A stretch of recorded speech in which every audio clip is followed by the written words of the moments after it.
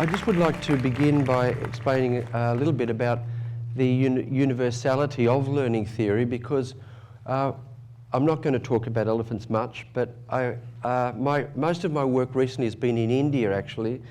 But regardless, when I first began training elephants, I didn't know anything about elephants at all, even though I'd only been there 1 or 2 times, and people started to think of me as an elephant whisperer, which was quite odd because, you know, my experience with elephants was less than 100 hours at that time. And it really just shows how universal learning theory is. And basically what I did was, the program we used for horses, I basically crossed out the word horse and replaced it with elephant. And yeah, there are different places on the animal's body that you would use to stimulate the animal to get the response you want. And there are some different responses. Elephants have a trunk, and we can teach them through positive reinforcement to pick up sticks and hand them to you, or hand them to the mahout on the back. And they're very good at discriminating as well with their trunks. So you know, they're remarkable. They have an incredibly good sense of smell, and so they can find coins under rocks and all sorts of things. So it's a really interesting process, but nonetheless, it's the same set of learning processes. And I think that's important, because I would like to say at the outset, before I start talking about learning theory, that, you know, one of the things that people will often say when you talk about science and that you talk about learning theory is, I say, but the problem is all horses are different, and they all learn in different ways, and therefore you need different ways to teach them. And that is only partly true. I mean, of course, all horses we know they're all different. They've different backgrounds, different temperaments, different personalities, if you like. But the learning processes are the same. It just really more means with the differences that what we would do would be to perhaps prioritize one part of learning theory over another in the training of that particular horse. But nonetheless, it's still about operant conditioning by and large. So that's what I'd like to start with, is to just explain about learning theory. The very first part of learning theory that I want to talk about is the non-associative learning processes of habituation particularly, and to some extent sensitization. And then I'm going to talk about operant conditioning, and I'm not going to talk about positive punishment, because it really has no place, or a limited place in training, or negative punishment. Particularly, I'm saying this because if we do our work well with the use of negative reinforcement and positive reinforcement together in a process that we dually call combined reinforcement, then we'll be doing such a good job that we will find we probably won't need to use any punishment, because the behaviours we see that the horse might do that may look like they need punishment shouldn't be there, because by and large they're results of mistakes we make in negative reinforcement. And that, I think, is an important point. And then finally I'll talk also, another associative learning process is classical conditioning, and where that fits in. And in horse training, because we use negative reinforcement, to be absolutely correct, we would say that the light aid that we give in the beginning of every single aiding moment, it should always be a light aid, because we hopefully end up teaching the horse that that's the signal that the horse learns to respond to. But that light aid is a discriminative stimulus, it's known as, but it's learned in the same process as classical conditioning. So I'm going to talk about classical conditioning.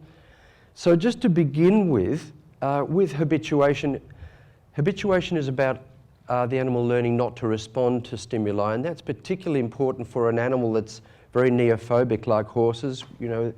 And one of the things I found interesting about yesterday's talk, and it's, I've got 45 minutes so I can mention it, and that is the talk of Marina, was it really struck me that I didn't realize that, as she showed with calves, that when they're weaned really very early, there's a greater levels of neophobia. So, and horses are already neophobic anyway. They have a strong tendency to be neophobic.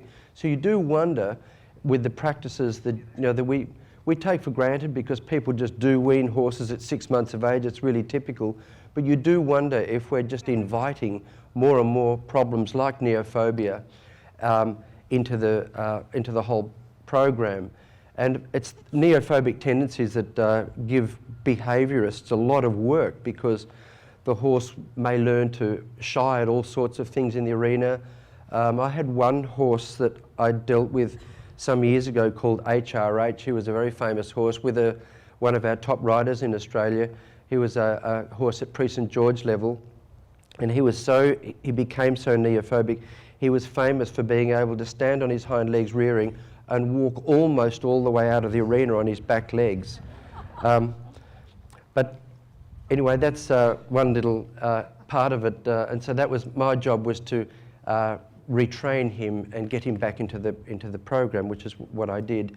And in fact, when I first started doing my work, I'd done it all at home, and the owner said to me, have you taken him to a competition yet? And I said, no, well, I don't think I need to, because normally if I make the environment at home diverse enough, that's not necessary, and I've found that through practice. But she said, I think you better, and she convinced me that I probably should, and then all the wheels fell off again when I went to the competition arena, and I put him into an advanced test because I thought I'd come down a notch just to make it a bit easier so there were less demands. And in the warm-up arena, I found myself clearing the warm-up arena because he was on his hind legs, and mothers were coming up to me and telling me that it was dangerous for their child. And so I had to wait till the end of the day to begin my work. But getting back to habituation, so it's a big job.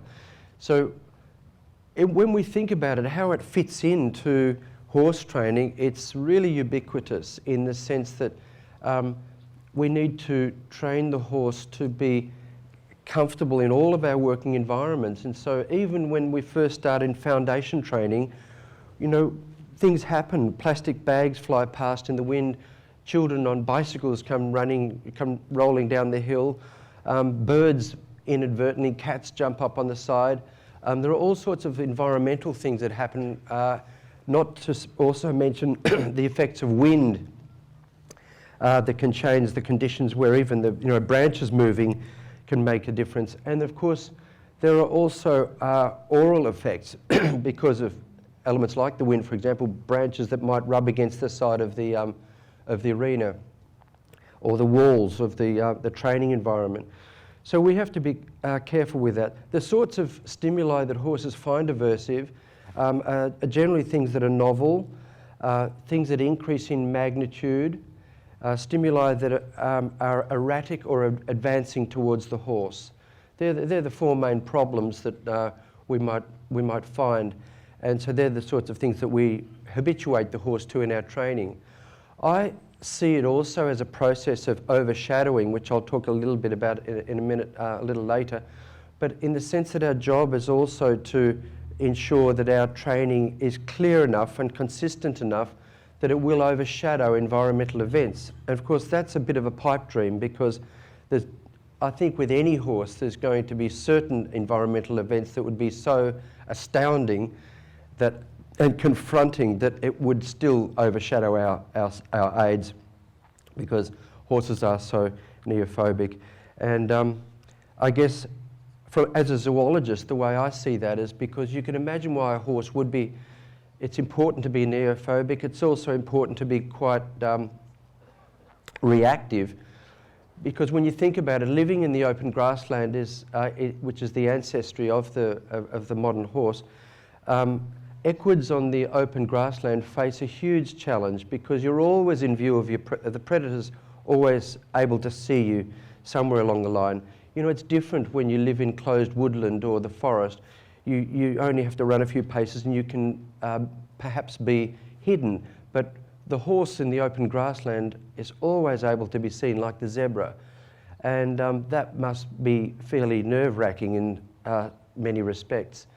And so they are very reactive animals and have incredibly good senses. Their sense of hearing ranges from about, I think it's 55 hertz to 33.5 kilohertz. So they have a really big range of of hearing. Their vision is excellent vision, even though they're dichromats and not trichromats like us. They have, probably their vision is a bit more like what we would see, not exactly perfect colour, but maybe a little bit more like twilight. But the advantage is when you've got rods so heavily invested in the retina, this means that you can also see in dull light and at night time. And I used to find that, I was amazed with that as a child. I lived on an island, and my friends and I would gallop down to the beach, and we would chase kangaroos and things like that. And then we would gallop home, and we couldn't even see. We couldn't stop our horses either, by the way, so we had no choice but to gallop home. But they would actually jump the fences and do the swerving turns that they had to. We just had to hang on the way home because they had such good vision at night time. And that really impressed me because I couldn't see a thing sometimes, and they were foot perfect every single time. So they need to be so reactive. So that's why habituation's a big job. Also, habituation is necessary to all the training paraphernalia that we impose on horses. And when you think about it, that's not a difficult job, I suppose, you know, to habituate to a rug or a blanket or a cover or whatever you might call it, to habituate to bridle, to boots and things like that. But to habituate to the girth is a really big process, and some horses never really get over it. You know, they're often, as we say, girth shy, because it is a big deal for something to be clamped around your body. You know, you're really having to habituate possibly to pain, and some horses might see it as pain. So that's something we shouldn't dismiss so lightly. That the girth is tight. It's I've been trying to think, how else could we have a saddle on a horse and make it secure? But I don't see that there's any other way. There are girths apparently that make it easier. I've tried some of those girths. For some horses, they don't react as if it's any better for them, but others do. But nonetheless, these tight girths are around their thorax, and that must be difficult. So one process of habituation that we can use, which is a desensitization process, is one that Gemma talked about a lot, overshadowing. And overshadowing is an interesting process where two stimuli might compete for the same response. And you see in horse training, for example, so many of the things that we might present to the horse, like needles, as Gemma said, clippers, as the clippers come closer to the horse would run away, but we also have the horse in our hand, and so the horse learns initially his stepping back and stepping forward as a withdrawal response from the pressure. In the same way, he's also going to withdraw in a very fast, rapid way from the clippers. So the more, if we're careful and we work at very low thresholds of fear when we deal with habituation, we can actually overcome this.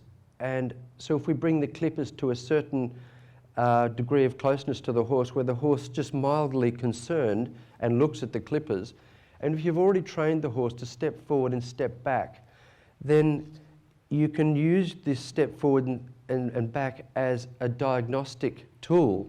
Because if you know that the horse was already light to step forward and step back, or you've trained that progressively many times, when the clippers are at this certain distance and then you ask the horse to step back, if he's concerned at all about the clippers or the rug that's on him for the first time, or the girth that's on him for the first time, or even the rider that's on the horse for the first time, because this can be done by a handler on the ground, if we ask the horse to step back, he will immediately tell you if he's concerned about that thing, that other thing, the clippers, etc., because his step back will be either non-existent or much heavier. And so then you just go through the process of retraining that, which will happen quite quickly because it's already there. You've just got to resensitize him to the aid.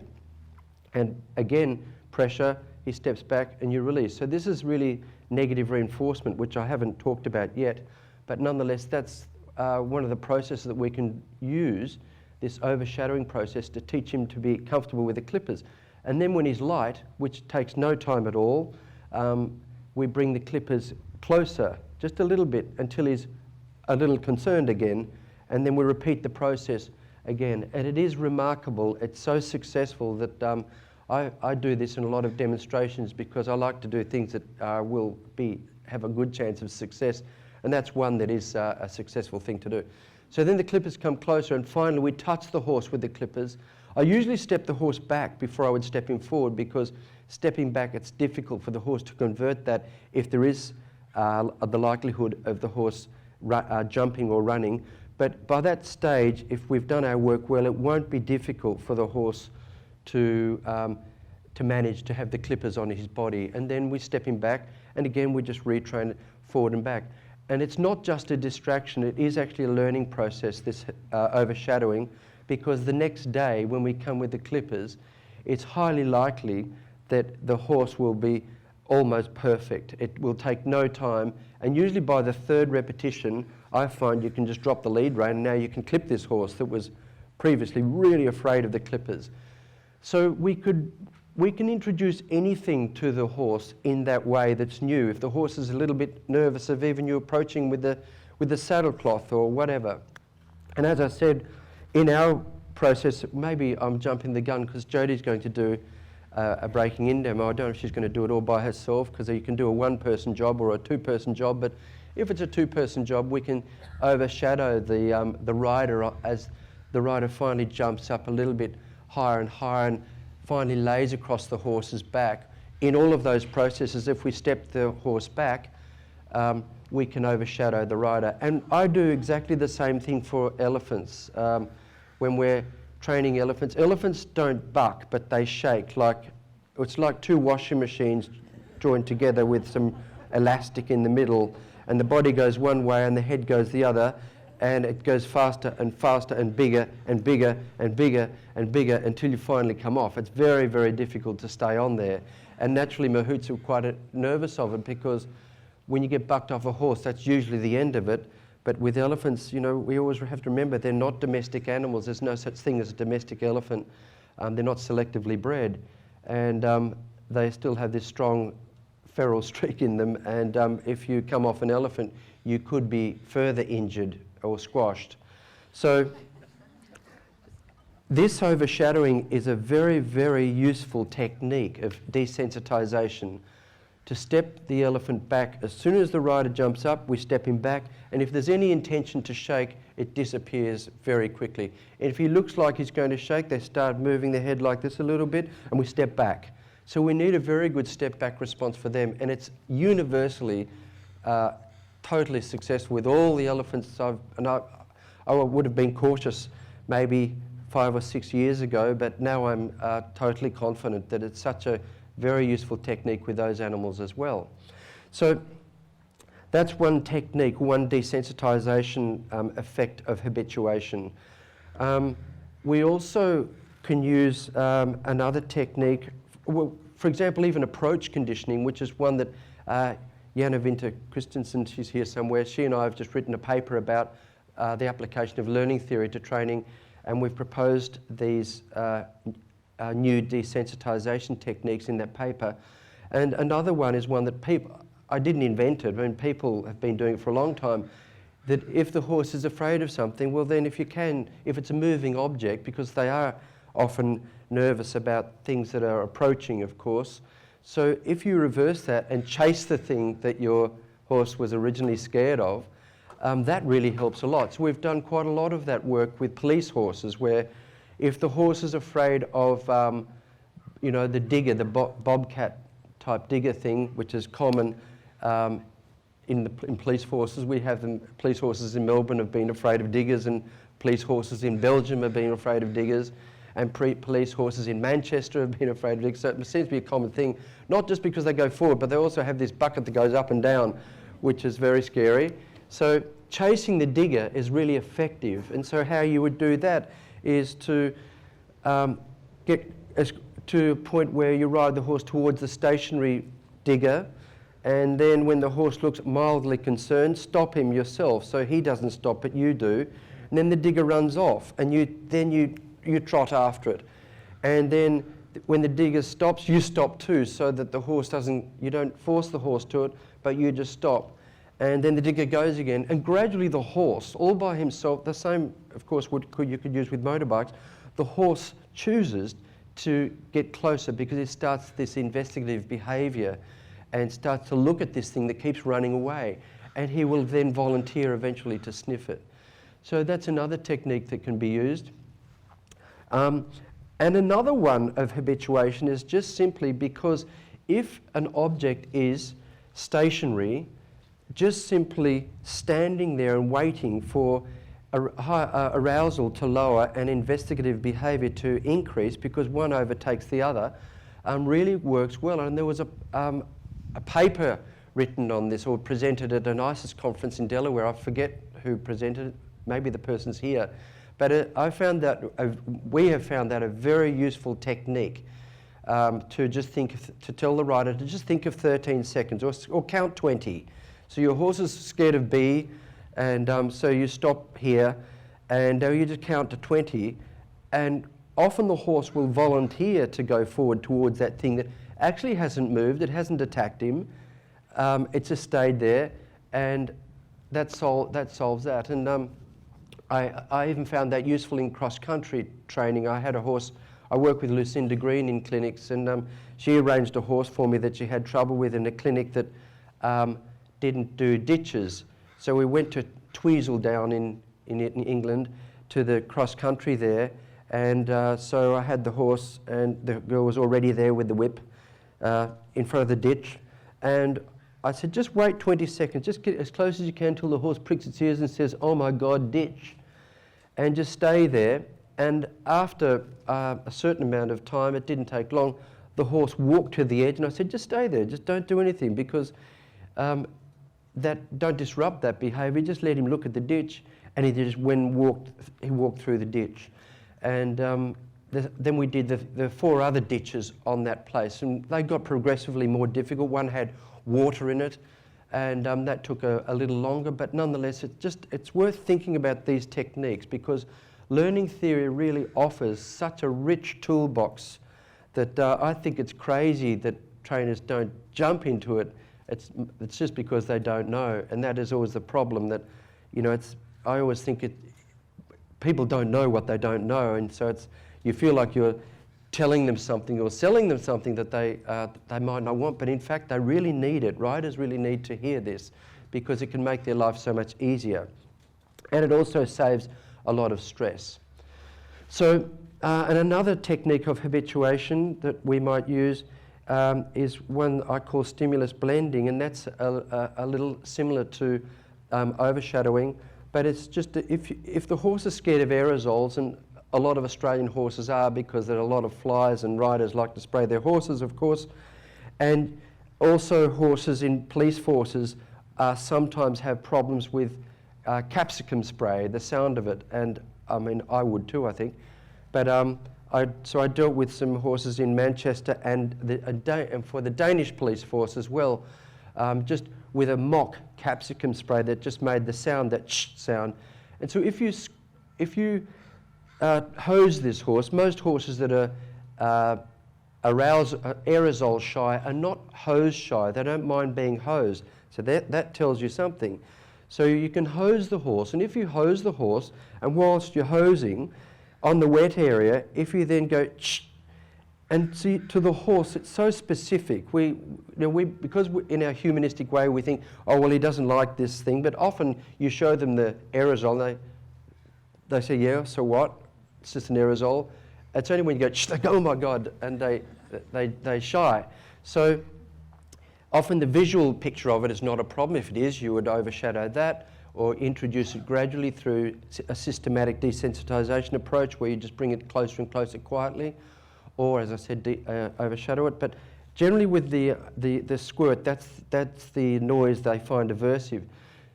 But when you mix it with the sound of hosing, then it's quite different. The sound bite, if you like, is a little bit different, because it's now mixed with the hosing. The horse is mildly concerned because here's this noise, a little bit like what he normally shows a fear response from, but it's a little bit different. So you've got a good chance to restrain him and just say, no, you can step him forward and back a bit if you have to, but usually you don't.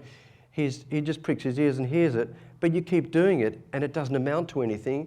And also the feel bite, if you might call it that, on his wet skin also feels different because it's not on dry hair anymore, which is what happens when we first use the aerosol.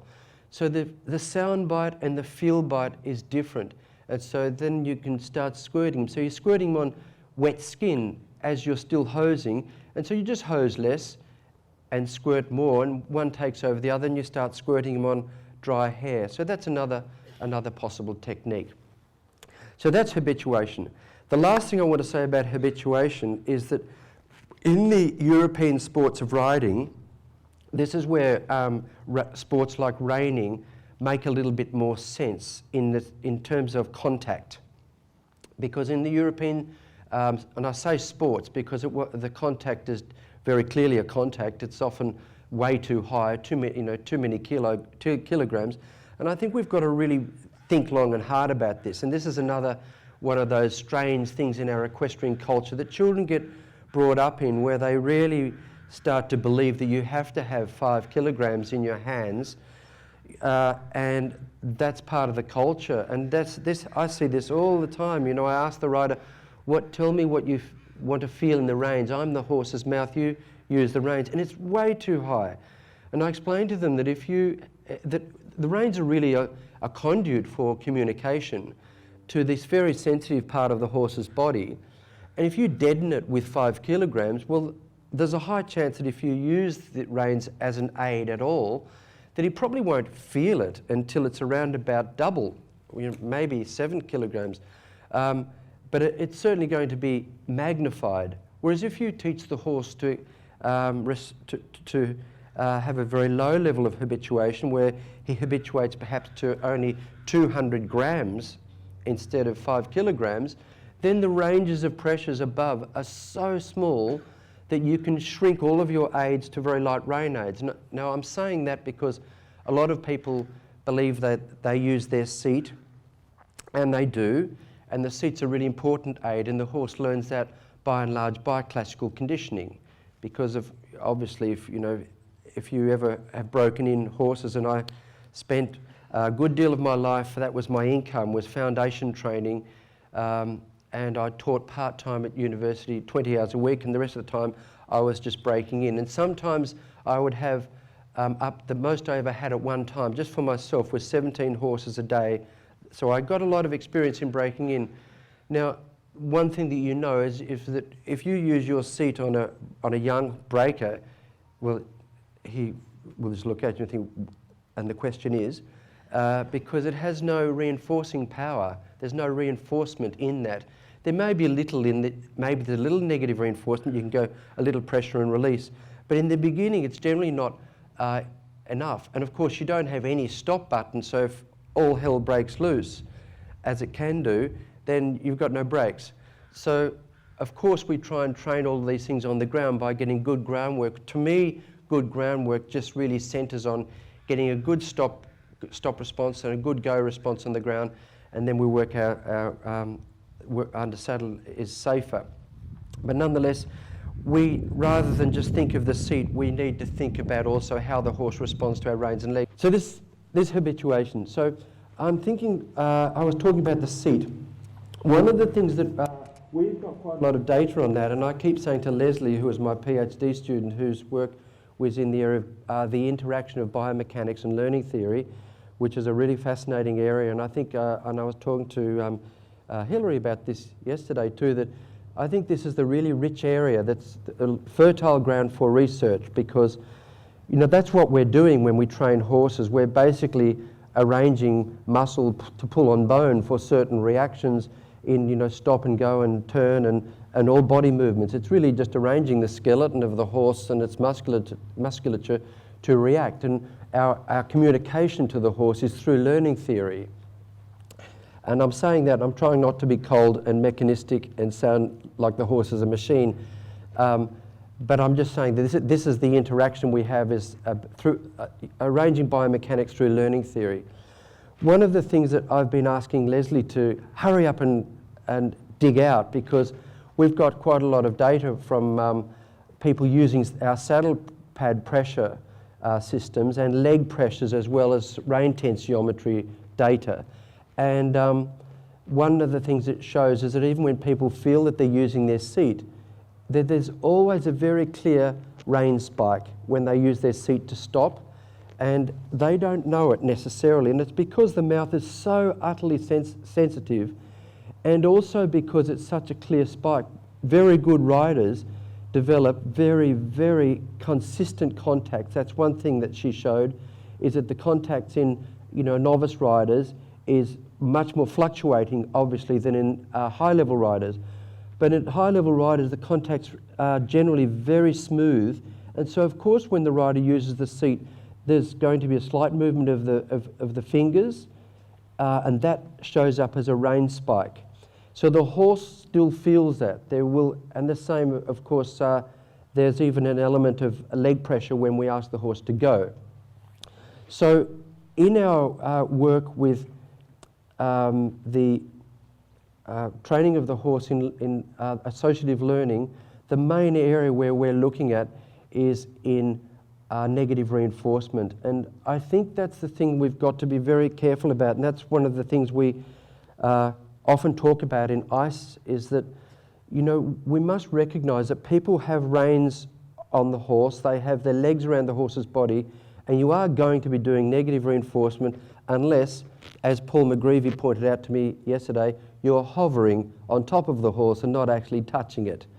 Because every interaction, no matter how mild, is an element of negative reinforcement. It's all about the removal of pressure, if you remembered that definition. So it's the removal of an aversive stimulus to increase a behaviour.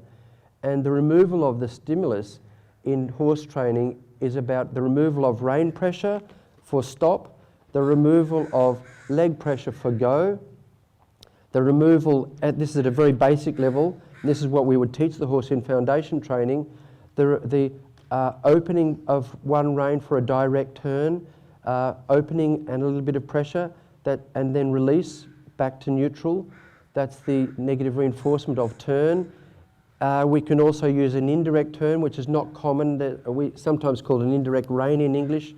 In French, it's more well known. When I teach in France, they tell me you don't need to teach us an indirect turn. We were the ones who invented it. It's called la rein d'appui in French, but nonetheless, it's the closing rein that comes towards the midline of the horse, and the horse learns that one again through the pressure and release. Our aim is to shrink these pressures. That is what good horsemanship must be about. So rather than deny negative reinforcement, that would be very wrong of us to do it, because it's real, it exists, it's happening out there. When people lead horses, there's an element of negative reinforcement. And our job, therefore, is to train people to do it very well. Negative reinforcement is something, aversive control is something that we all live with on a daily basis. I've seen a lot of you doing negative reinforcement just now, shifting in your seat because you get a little bit uncomfortable. You've removed the aversive stimulus and now you feel a whole lot better. Opening your shirt because you're a bit hot, or closing it up and putting your coat on. Yeah, that's all negative reinforcement. So if you think about it, aversive control is fundamental to living, and it's very important. So we train the horse to do all of these things through negative reinforcement. It might start off it should start off where we apply the light aid, and then the pressure will be increased or maintained if the horse doesn't give the right reaction, and then the pressure is immediately dropped when he does. One of the things I've noticed is that if we compress that into 3 seconds, then the reinforcement is more of the light aid is much clearer, because possibly because of the distance between the light aid and the reinforcement over 3 seconds. If it gets too far, then the horse may learn still. If we pull on the horse's head for teaching him to go forward and he's really heavy, and we keep pulling and we keep pulling and we keep pulling, and the seconds are ticking by and it's maybe 5 or 10 seconds, he will still learn to go forward, but he'll learn to go forward from a heavy aid because the light aid was too far away. So we try and arrange it in these sequences of 3 seconds if we possibly can, where we go light aid, increase pressure, release.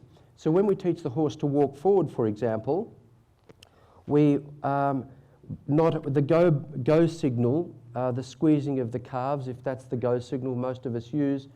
We have three ways of going. We can go up gates, we can go faster within the gate, which is just where the legs go quickly or slowly, in this case quickly, or we can go longer with the step. And it's important in dressage at least, and probably other sports, show jumping too, that we train the horse to discriminate the difference in the signal for faster and longer.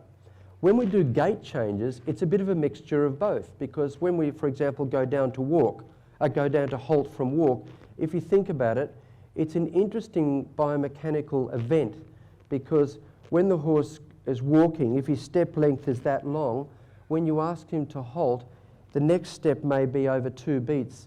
Say it's completed by the third beat, the third step of the front legs I'm talking about. The first step is still reasonably long in step length. He might step to here, but the last step is exponentially smaller. It's this one. And what I've noticed is that when horses lean on the bit in that downward transition, if they're heavy, that's when that last step comes through and the horse will lean and that leg shoots forward, which is another interesting example of the fact that, you know, when you're training the horse, you train through his mouth with the reins, but to the legs. But I'm talking about the goes and the stop, and so it's the same for upward transitions and downward transitions. They're a mixture of tempo and length. In terms of tempo, the transition is more linear. It's a smoother transition. It's like music. You know, you want the horse to, for example, do a downward transition from walk to halt, not by abruptly stopping, or you might in reining and in some sports, but in dressage we want it to be smooth, and so we want that to happen like music, where we're walking, and the typical tempo of the legs in walk, it ranges from about 45 beats a minute, that's a very slow walk, to 55, which is the walk that dressage judges like. If you measure it, it's amazingly standard. I've been measuring them for a long time. I've got a metronome app on my phone, and wherever I go, I measure tempos, and it's amazingly standard. 55 plus or minus 2 is typical for horses doing the working trot. And so you're going from 55 to 0, and so you're going, and 1, 2.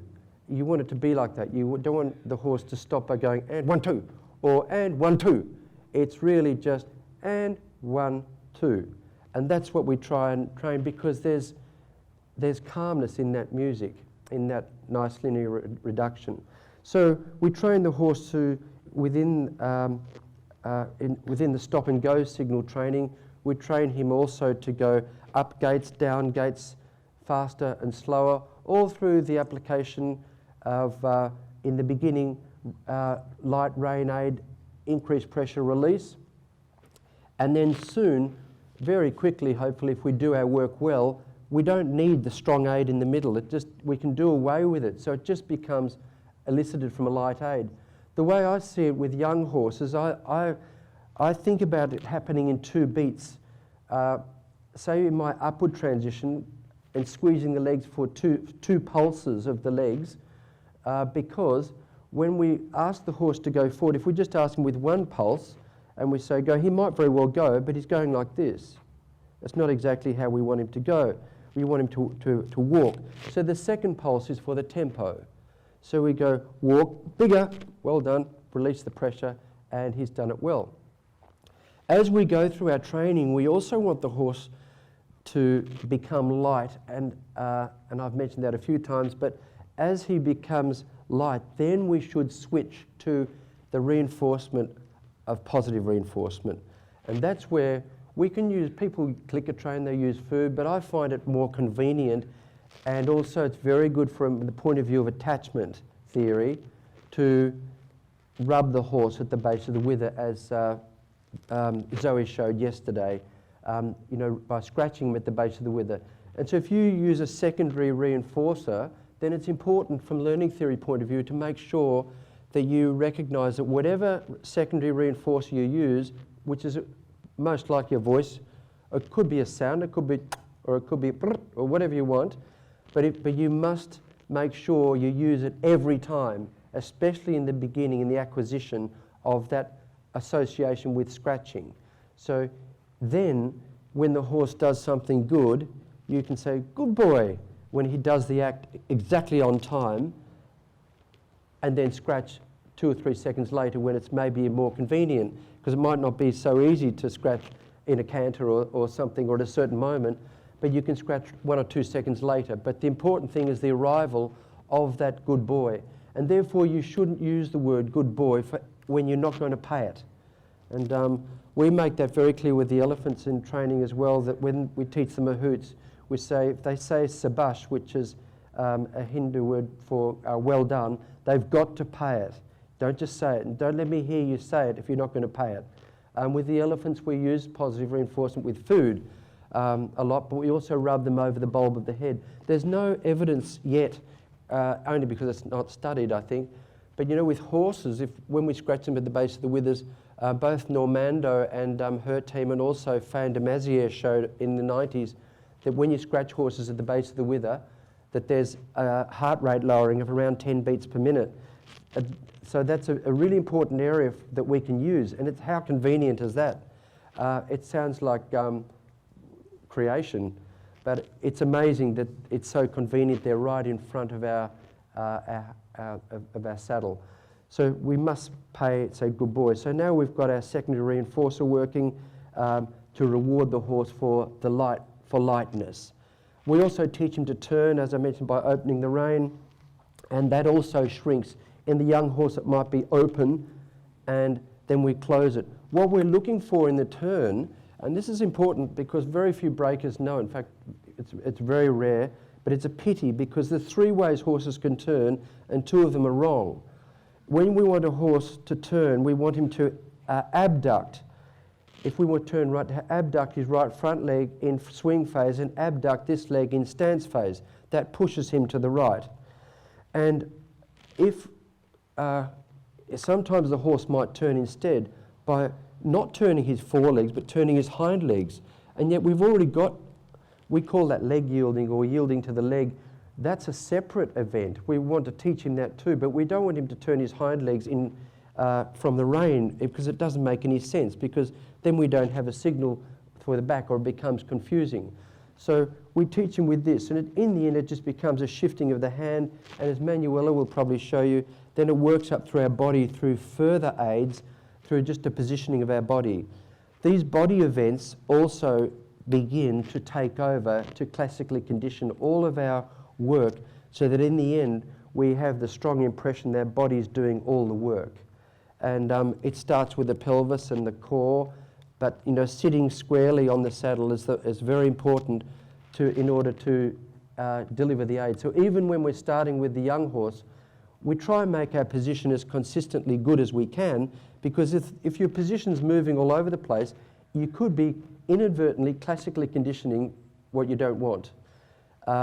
So we try to be very careful about that and include our body, especially as time goes on with our training, to elicit these reactions. I've got 3 minutes left. To elicit these reactions in the horse. The third thing that can go wrong, it's not so bad in a turn, but one thing is wrong, is that if the horse begins his turn by doing this, it makes a difference, because horses, if they learn to turn by adducting their leg, like closing their legs first before they abduct, and see, all this you can do at the walk. But if they turn by doing this, that teaches them to tilt in a turn, and then you've got to fix it later.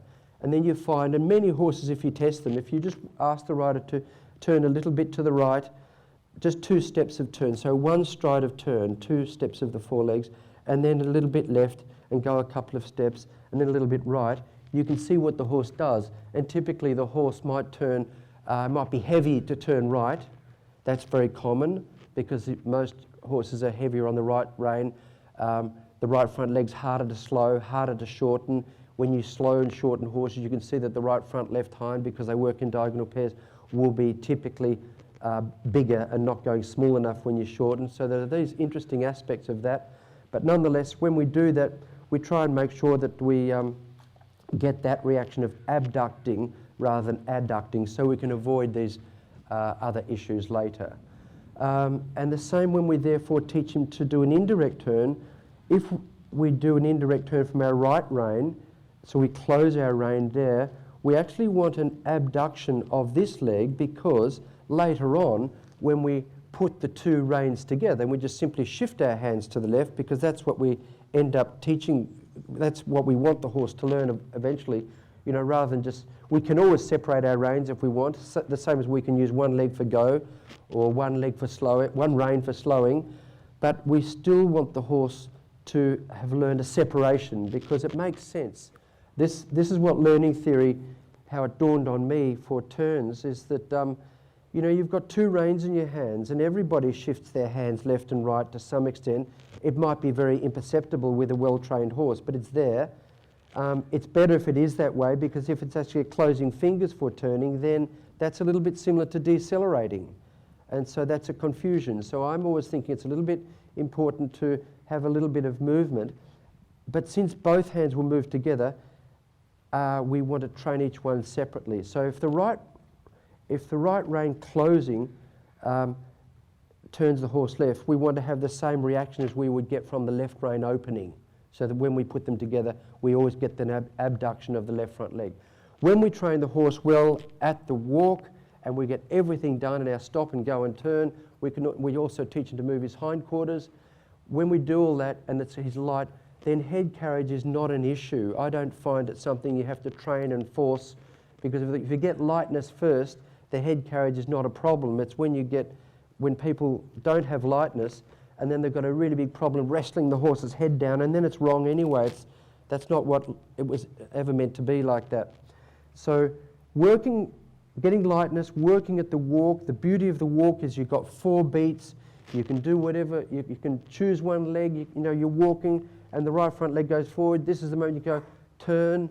You can work. It's like playing a musical instrument, and it teaches people feel to work at the walk and arrange their aids to occur at the right moment. So I think that's pretty much all I need to say about learning theory. So thank you.